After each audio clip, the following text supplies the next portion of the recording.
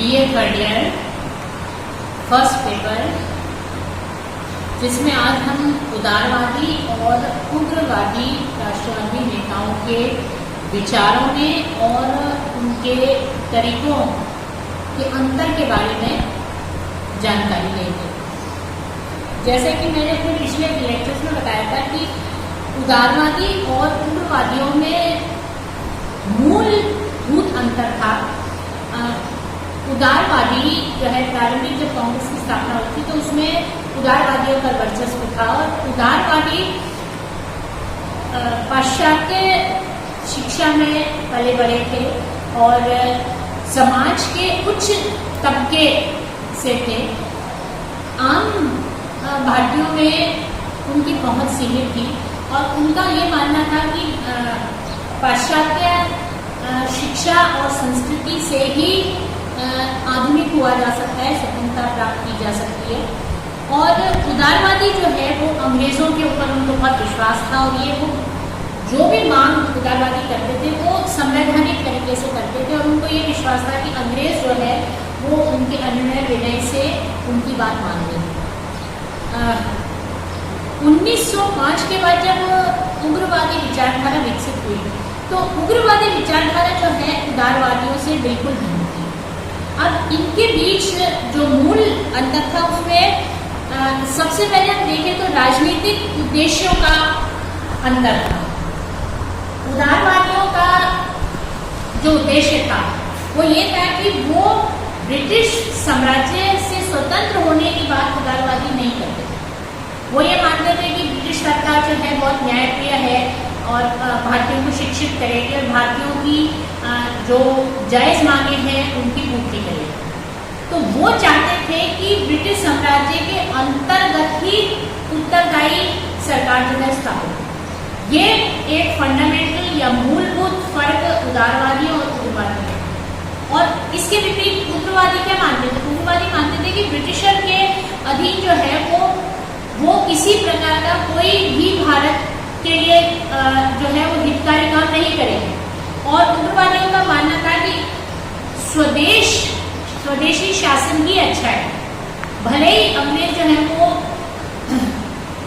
कितने भी न्यायप्रिय होने की बात कहें, लेकिन भारत के संबंध में वो कभी भी भारत के हितों की रक्षा नहीं करेंगे। और स्वशासन किसी भी विदेशी शासन से जो है वो अच्छा है।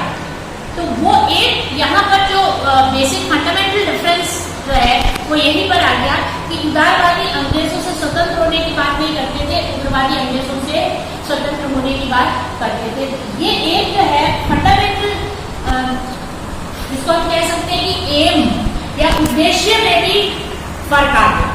एक कह रहे हैं कि हम उदारवादी कह रहे हैं कि हम अंग्रेजों के अधीन ही रहेंगे और दूसरे कह रहे हैं कि हम अंग्रेजों के अधीन नहीं रहेंगे, हमें जो है वो स्वराज चाहिए। दूसरा एक और जो बड़ा फर्क था वो राजनीतिक आंदोलन जो होता था उसके आंदोलन के तरीके में अंतर था। उदारवादी ये मानते थे कि उनका जो तरीका था वो बिल्कुल संवैधानिक था। वो किसी तरह के कष्टदायक या हम ये कह लें कि जिसमें उग्रता मिली थी वो उसमें विश्वास वो नहीं करते। उनका क्या कहना था कि जो है वो संवैधानिक सारे उपाय ढूंढो, अनुनय से विनम्र तरीके से प्रार्थना करो, लंबी लंबी जो है वो चिट्ठियां सरकार को दो, उसमें स्मृति पत्र दो, ज्ञापन सौंपो और साल के अंत में अधिवेशन में जो है अपनी मांगे प्रस्तुत करो। तो इस तरीके से मतलब ऐसा कोई कार्य नहीं करे जिससे कि सरकार के लिए कोई समस्या उत्पन्न हो सके। सिर्फ विनम्र जो है वो मांगे होनी चाहिए। लेकिन इसके विपरीत उग्रवादियों का क्या था? उग्रवादी इस उदारवादियों के इस स्वभाव को या इस तरीके को भिक्षावृत्ति का नाम देते। वो कहते थे कि ये भिक्षावृत्ति और अंग्रेजों से कभी भी भारतीय भिक्षा नहीं दी। वो ये कहते थे कि हम लाठियां खाने को तैयार हैं, हम जेल जाने को तैयार हैं, लेकिन हम विदेशी शासन जो है वो स्वीकार नहीं करेंगे। वो उग्र राष्ट्रीय आंदोलन में विश्वास करते थे, वो राजनीतिक संघर्ष में विश्वास करते थे। वो उनका कहना था कि संवैधानिक तरीके से कुछ हासिल नहीं होगा, अगर उदारवादी के तरीके से अब तक कुछ प्राप्त हो जाता तो हो जाता, लेकिन कुछ प्राप्त नहीं हुआ। इसका क्या मतलब? इसका अर्थ ये है कि ये अंग्रेजी सरकार जो है वो हाथ जोड़ने से कुछ नहीं है। तो ये एक जो है वो आंदोलन के तरीके में मूलभूत जो है वो फर्क था। वो उदारवादियों का सारा संवैधानिक तरीकों से सीमित था, प्रार्थना करना, अनुनय विनय करना। तो उग्रवादियों का था कि नहीं, हम संघर्ष करेंगे, हमें लाठियां खानी पड़े, हमें जेल जाना पड़े, कुछ भी करना पड़े, हम भारतीयों को भारत में से अंग्रेजों को निकाल कर ही जाएंगे। तीसरा कारण जो भारतीय संस्कृति के प्रति जो रवैया था या जो विचार थे, उसमें भी बेसिक डिफरेंस था। उदारवादी जो है वो ये मानते थे कि उदारवादी पश्चिमीकरण के समर्थक थे। उनका ये मानना था कि पाश्चात्य शिक्षा, पाश्चात्य संस्कृति हमें अपनी बने, और जो प्राचीन भारतीय सभ्यता है या हमारी परंपराएं हैं या जो हमारी संस्कृति है, ये जो है वो राष्ट्रता के विकास में बाधक है। इससे जो है जो नेशनलिज्म या राष्ट्रता का जो कंसेप्ट है, उदारवादी मानते थे कि ये कंसेप्ट जो है वो अंग्रेजों की देन है। ये स्थानीय जो है वो कंसेप्ट नहीं है, जबकि उदारवादी इसके विपरीत थे। वो मानते थे कि भारत के अंदर जो है वो भारतीय संस्कृति से ही राष्ट्रता जो है वो विकसित होगी। और उसके लिए उन्होंने क्या किया, जैसे कि गोपाल कृष्ण गोखले ने छत्रपति शिवाजी का या गणपति पूजा उसका रिवाइवल किया, उसको पुनर्जीवित किया। बिपिन चंद्र ने कलकत्ता में काली पूजा जो है वो करानी शुरू की। ये सब क्या था? ये एक इन नेताओं द्वारा एक प्रयास था कि जो स्थानीय हमारी परंपरा है उसके चारों तरफ जो है वो राष्ट्रता का ताना बाना बुना जाए। ये जो प्रोग्राम रखे गए या जो ये पूजा अर्चना रखी गई, इसके साथ साथ इसके अंदर क्या इस ताने बाने में जो है वो राष्ट्रता को भी बुन दिया गया। तो इससे ये हुआ कि राष्ट्रता जो है वो भारतीय सभ्यता और संस्कृति का एक अंग बन गई। और ये सारे कार्यक्रम जो है गणपति पूजा, काली पूजा, ये एक तरह से अंग्रेजों के प्रति जो विरोध था उसको जो है वो संगठित कर कोलेस कर जो है वो उसको ताकतवर बना के एक दिशा जो है वो उग्रवादियों ने देने का प्रयास किया। फिर इसके साथ स्वदेशी आंदोलन। वैसे तो उदारवादियों ने जो है स्वदेशी वस्तुओं को अपनाने का नारा दिया, लेकिन ये ज्यादातर जो है वो मात्र एक नारा रहा, इसके गंभीर जो है वो प्रयास नहीं किए गए। लेकिन जब उग्रवादी जो है वो शक्तिशाली हुए तो उन्होंने जो है वो स्वदेशी के महत्व को समझा। उग्रवादियों को पता था कि अंग्रेज जो है भारत में आर्थिक शोषण करने के आए हैं और वो कर रहे हैं। जो भारतीय जो उद्योग धंधे हैं उसको चौपट किया जा रहा है, उसको बर्बाद किया जा रहा है और अंग्रेजी उद्योग को बढ़ावा दिया जा रहा है। और उनको मालूम था कि अगर अंग्रेजों के इस नीति पर आघात किया जाए तो अंग्रेजों को हमारी बात समझ में आए।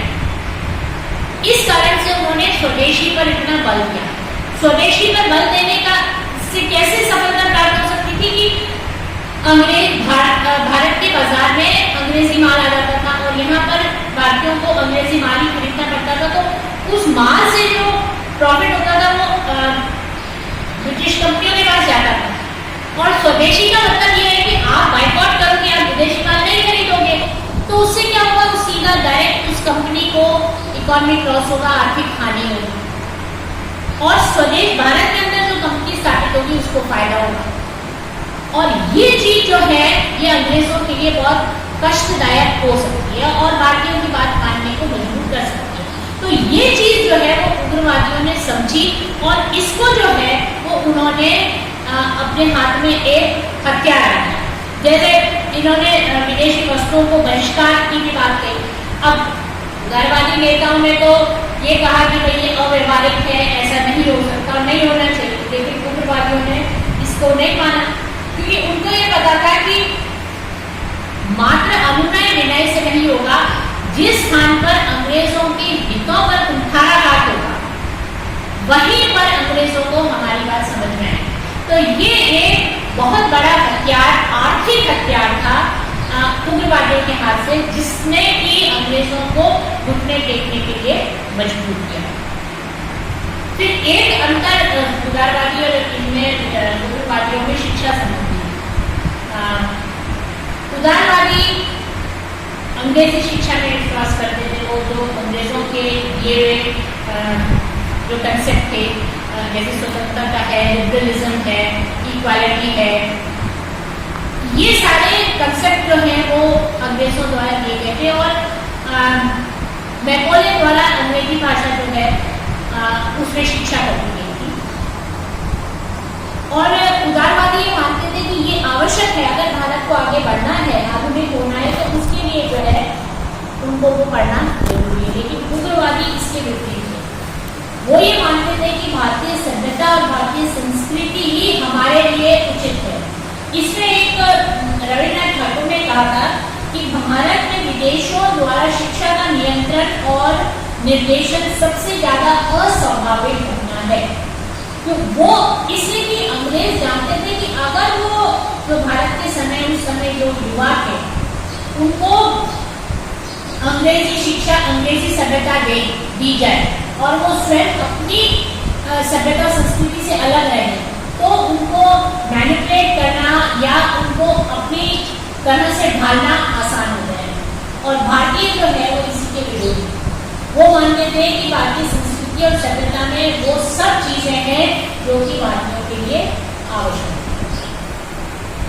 फिर एक साकार अंतर जो हम दोनों में देखते हैं कि ब्रिटिश न्यायपालिका के प्रति विश्वास और अविश्वास। उदारवादी मानते थे कि ब्रिटिश रेस जो है या ब्रिटिश जाति जो है वो बहुत न्यायप्रिय जाति है। अगर उनको सही बात कही जाए, सही तरीके से कही जाए तो वो हमारी बात मान लेंगे और अंग्रेज जो है जरूर हमारी जो जायज मांगे हैं वो पूरा करें। उन्हें अटूट विश्वास अंग्रेजों की न्यायपालिका है। जबकि इसके विपरीत उग्रवादी मानते थे कि अंग्रेज जो है भारत का शोषण करने आए और वो अपनी इच्छा से कभी भी भारत को स्वतंत्र नहीं करेंगे। इसके लिए संघर्ष करना होगा। हम जो है वो अंग्रेजों की न्यायपालिका पर बिल्कुल भी विश्वास नहीं कर सकते। हमें अपना संघर्ष खुद करना होगा। ये जो है जो ब्रिटिश कैरेक्टर था या अंग्रेजी जो चरित्र था उसके अंदर जो है दोनों बातों में बहुत ज्यादा जो है उग्र और उदारवादियों का विचार जो है वो विरोधी। फिर एक अंतर दोनों के विचारधाराओं के नेता की पृष्ठभूमि में अंतर था। उग्रवादी जो है वो इलीट क्लास थे, उच्च शिक्षित थे, साधन संपन्न थे,